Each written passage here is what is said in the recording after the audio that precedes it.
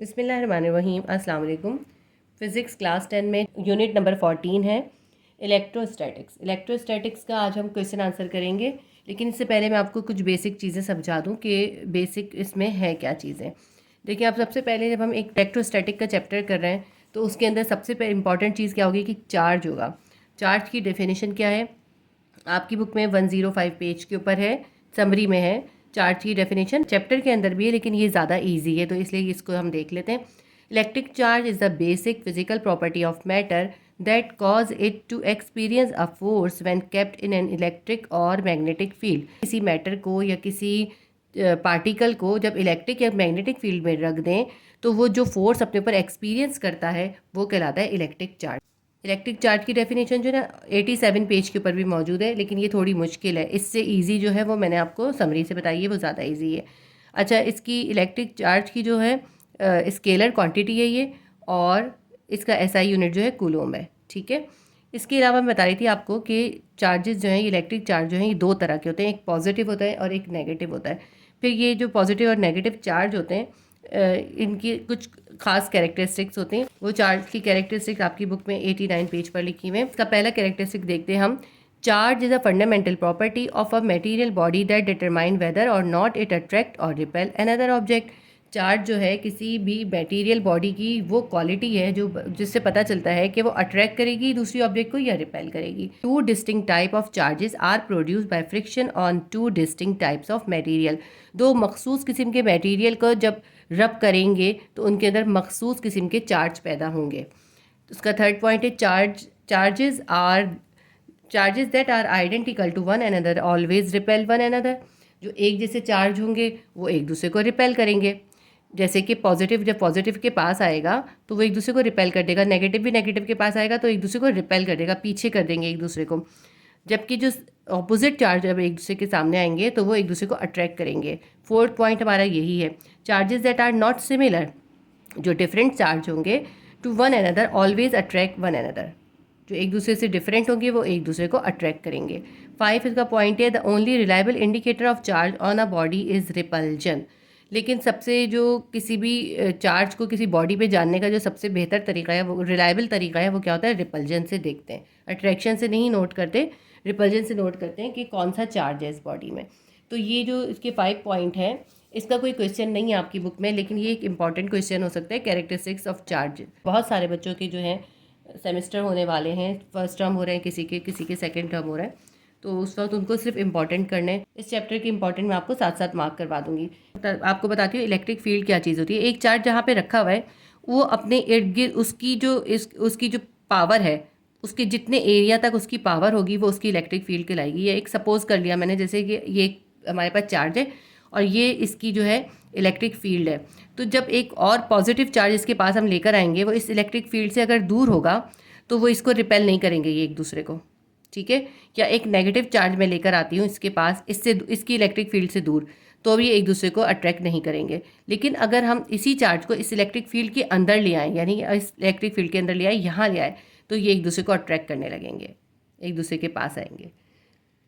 ठीक है, और अगर पॉजिटिव चार्ज को भी हम इस इलेक्ट्रिक फील्ड के अंदर ले आएंगे, क्योंकि ये सेम चार्ज है, सेम चार्ज एक दूसरे को रिपेल करते हैं, तो ये एक दूसरे को रिपेल करना शुरू कर देंगे। आपको समझ में आई इलेक्ट्रिक फील्ड क्या चीज़ होती है? वो एरिया जहाँ तक किसी चार्ज की पावर जो होती है वो महसूस की जा सकती है। पावर जहाँ तक होती है, कोई चार्ज जितने एरिया तक पावर एग्जर्ट करता है दूसरे चार्ज के ऊपर, वो कहलाता है इलेक्ट्रिक फील्ड। अब इसकी जो इलेक्ट्रिक फील्ड मैंने ऐसे ही सपोज की थी ना, यानी अगर कि हमारे पास चार्ज रखा हुआ है, हम ये जानते हैं इसकी इलेक्ट्रिक फील्ड कितनी है, तो हम एक पॉजिटिव चार्ज इसके पास, एक नेगेटिव चार्ज इसके पास हम लेकर आते हैं, इस पर कुछ असर नहीं होता। जब हम और आगे लेके आते हैं तो हम देखते हैं कि ये इसको अट्रैक्ट करना शुरू कर देता है, तो इसका मतलब होता है कि ये अब इसकी इलेक्ट्रिक फील्ड के अंदर आ गया, इससे पहले इलेक्ट्रिक फील्ड के अंदर नहीं था। तो इस तरह से पता चल जाती है इलेक्ट्रिक फील्ड। आपकी बुक में जो है 95 पेज पे लिखा हुआ है, a region around the charge particle और object within which a force would be exerted on other charge particle और ऑब्जेक्ट। किसी चार्ज पार्टिकल या ऑब्जेक्ट के इर्द गिर्द का वो एरिया जिस पर वो फोर्स एग्जर्ट, जहाँ पे वो फोर्स एग्जर्ट कर रहे किसी दूसरे चार्ज पार्टिकल के ऊपर, वो कहलाता है, वो रीजन या वो एरिया कहलाता है इलेक्ट्रिक फील्ड। इलेक्ट्रिक फील्ड को ई से जाहिर करते हैं, और ये इलेक्ट्रिक फील्ड जो होती है ये किसके इक्वल होती है? जब फोर्स को हम डिवाइड करते हैं चार्ज से तो इलेक्ट्रिक फील्ड हमें फाइंड हो जाती है। ई जो है, E is the electric field और F is the force and Q is the charge. Newton पर कूलम इसका यूनिट है। ये मैंने आपको इलेक्ट्रिक फील्ड भी समझा दिया, इलेक्ट्रिक चार्ज समझा दिया, इलेक्ट्रिक चार्ज की टाइप और कैरेक्टरिस्टिक समझा दी। इसमें आपने एक इंपॉर्टेंट चीज़ जो करनी है वो करनी है कूलम लॉ। कूलम लॉ आपने लाजमी तौर पे करना है क्योंकि वो बहुत इंपॉर्टेंट क्वेश्चन है। बुक के क्वेश्चन में उसका क्वेश्चन है, जब मैं वो क्वेश्चन करवाऊंगी तो आपको कूलम लॉ भी समझा दूंगी। इसके अलावा एक होती है static electric charge. Static electric charge क्या होता है, पेज नंबर 88 पे आपकी बुक में है। इलेक्ट्रिक स्टैटिक चार्ज जो होता है, जब हम किसी न्यूट्रल बॉडी को जिसके ऊपर कोई चार्ज ना हो, ऐसी न्यूट्रल बॉडीज़ को अगर हम आपस में रब करें और उनके अंदर जो चार्ज पैदा हो जाए वो कहलाता है स्टैटिक इलेक्ट्रिक चार्ज। और हम इजीली हम ये कर सकते हैं। आप देखिए, अगर हम स्केल को जो है अपने बालों से या किसी कपड़े से रब करते हैं, सिल्क से रब करते हैं और फिर हम कागज़ के पीसेस के पास उस स्केल को लेके जाते हैं, तो वो स्केल जो है तो उसको अट्रैक्ट कर रहा होता है, उनके पीसेस उसकी तरफ खींचते हैं, कागज़ के पीसेस। तो इसका मतलब होता है जब हमने उसको रब करा तो हमने उसके अंदर एक इलेक्ट्रिक चार्ज प्रोड्यूस कर दिया। वो जो उसके अंदर एक इलेक्ट्रिसिटी या इलेक्ट्रिक चार्ज पैदा होता है उसे कहते हैं स्टैटिक इलेक्ट्रिक चार्ज। इसके ऊपर ये पूरी एक एक्टिविटी है और इसके ऊपर क्वेश्चन भी है, तो उसमें मैं क्वेश्चन में आपको इसको साथ साथ समझा दूँगी। इस बार मैं आपको फिर एक शॉर्टली जो है इस चैप्टर के इंपॉर्टेंट पॉइंट बता रही हूँ बस। इस चैप्टर में से आपने कूलम लॉ करना है, उसके अलावा छोटी छोटी डेफिनेशन करनी है, सिर्फ छोटी छोटी डेफिनेशन में। जितनी एक्टिविटीज़ हैं ये आपको इसमें करने की ज़रूरत नहीं है, ये एग्जाम में नहीं आती। एक इसका अहम क्वेश्चन तो हो गया कूलम लॉ। सेकंड इसका इंपॉर्टेंट क्वेश्चन है वो है कैपेसिटर। कैपेसिटर करना है, कैपेसिटेंस की डेफिनेशन करनी है, टाइप्स ऑफ कैपेसिटर करना है, ठीक है, और factor on which capacitor depend, ये सब करना है। ये शॉर्ट करके जब मैं आपको समझाऊंगी बहुत आसान हो जाएगा, ठीक है। ये इसका दो इंपॉर्टेंट क्वेश्चन जो बुक में बहुत सारे सवाल हैं वो बिल्कुल इतने गैर ज़रूरी से सवाल हैं, लेकिन मैं आपको वो करवा दूंगी सारे। मैं आपको शुरू से बताती हुई चलती हूँ कि इसमें से आपने क्या क्या करना है, चाहे वो क्वेश्चन मौजूद है या नहीं। सबसे पहले आपने इलेक्ट्रिक चार्ज की डेफिनेशन करनी है, उसके बाद इलेक्ट्रिक चार्ज की टाइप्स करनी है और स्टैटिक इलेक्ट्रिक चार्ज की डेफिनेशन करनी है। फिर उसके बाद आपने कैरेक्टरिस्टिक्स ऑफ चार्ज करने और ये सब शॉर्ट करके करना है। उसके बाद आपने जो एक इम्पॉर्टेंट चीज़ करनी है, method of charge formation, charge बनाने के जो मेथड हैं वो करने, ठीक है। इसके तीन मेथड हैं, इंडक्शन, कंडक्शन और फ्रिक्शन। इंडक्शन वो प्रोसेस होता है जिसमें ये वो चार्जिंग का वो मेथड है जिसमें कोई न्यूट्रल ऑब्जेक्ट को चार्ज करते हैं बगैर किसी चीज़ के टच करे, बगैर टच किए बगैर जब किसी चीज़ को किसी न्यूट्रल ऑब्जेक्ट को चार्ज करते हैं वो इंडक्शन कहलाता है। और कंडक्शन जो होता है इसमें चार्जिंग का वो तरीका है जिसमें कांटेक्ट होता है आपस में, ऑब्जेक्ट का ऑब्जेक्ट के साथ मिला देते हैं, तो कांटेक्ट में आ रही होती है ऑब्जेक्ट, तो फिर उसको चार्ज करते हैं। यानी एक चार्ज ऑब्जेक्ट को जब दूसरी न्यूट्रल ऑब्जेक्ट के पास रख देते हैं तो वो दूसरी ऑब्जेक्ट भी चार्ज हो जाती है, इसको कहते हैं कंडक्शन। तो थर्ड मेथड जो है वो है the imbalance of electron and proton can be easily created by friction. जो फ्रिक्शन के ज़रिए, रगड़ के ज़रिए हम ईजीली तरीके से इलेक्ट्रॉन और प्रोटॉन का इम्बैलेंस कर सकते हैं। When two objects rubbing over one another, जब हम दो ऑब्जेक्ट्स को एक दूसरे के ऊपर रब करें तो क्या होगा, उनके इलेक्ट्रॉन और प्रोटॉन जो होंगे वो इम्बैलेंस हो जाएंगे, जिसकी वजह से उनके अंदर एक इलेक्ट्रिसिटी प्रोड्यूस होती है जिसको कहते हैं static electricity. This process of charging is called by charging by friction. इस मेथड को कहते हैं फ्रिक्शन का मेथड। तो ये तीनों मेथड हो गए, ये भी आपने करने हैं।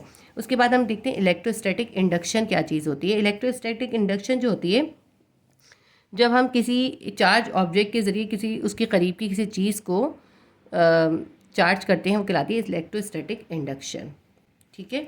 उसके बाद जो है इलेक्ट्रोस्टैटिक इंडक्शन के बाद हम देखते हैं इलेक्ट्रोस्कोप क्या चीज़ होती है। इलेक्ट्रोस्कोप एक साइंटिफिक इंस्ट्रूमेंट है जिससे हम डिटेक्ट करते हैं कि किसी बॉडी के ऊपर चार्ज है या नहीं है। ये नहीं पता चलता कि कौन सा चार्ज है, सिर्फ ये पता चलता है कि चार्ज है या नहीं है। और इसका पूरा इसमें एक बड़ा सा एक्सपेरिमेंट है और क्वेश्चन भी है। जब हम क्वेश्चन करेंगे मैं आपको इसका एक्सपेरिमेंट समझा दूंगी। कि फ़ौरन बाद आपके बुक में है कूलोम लॉ, ये आपने पूरा करना है और इसकी ये डेरिवेशन भी करनी है, ये मैं आपको पूरा डिस्क्राइब करूँगी। इसके बाद है इलेक्ट्रिक फील्ड की डेफिनेशन, जो आपने इसमें इलेक्ट्रिक फील्ड की डेफिनेशन करनी है और उसकी यूनिट लिखना है और उसकी ये इक्वेशन भी लिखनी है छोटी सी। इलेक्ट्रिक फील्ड आ गया। इलेक्ट्रिक फील्ड के बाद वोल्ट की डेफिनेशन है, कूलोम की डेफिनेशन है और पोटेंशियल डिफरेंस है। वोल्ट की डेफिनेशन करेंगे हम। Volt is the unit of electrical potential difference. जब एक इलेक्ट्रिक फील्ड में हम चार्ज को एक जगह से दूसरी जगह मूव करते हैं तो उसके अंदर पोटेंशियल डिफरेंस पैदा हो जाता है। उस पोटेंशियल डिफरेंस का जो यूनिट है वो होता है वोल्ट।